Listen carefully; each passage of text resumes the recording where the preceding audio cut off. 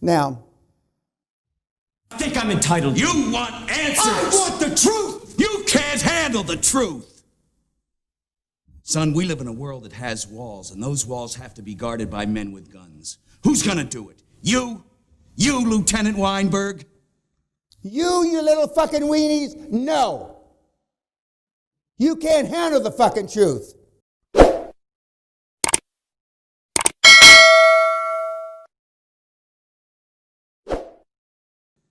You little fucking weenies, no. You can't handle the fucking truth. You've only scraped the truth going through my website. You're going to get the balls-ass fucking gut-wrenching truth here. That most of you will fail. Even with the special sauce you think you're going to get here. 99.9% of everything we're going to talk about this week is free on my website. There's no new revelations here.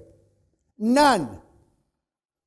One of you that I had one-on-one time yesterday with, you said, that's not how I learn best. He was alluding to the fact that he learns best by being there with the person. 99.9% of all the people that have used the QLA model successfully, I've never met. I would know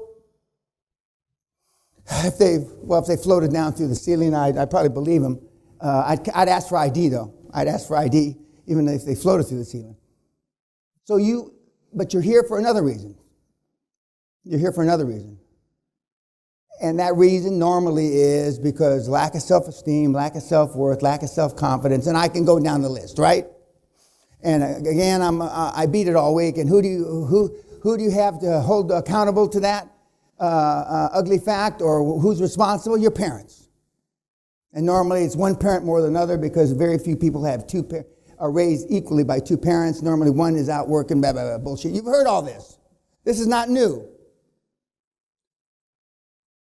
But for the truth of the matter is, and what Tom Cruise is alluding to in this screaming and ranting and raving exchange with Jack Nicholson, is, see, he wants answers. You want answers. That's why you're here.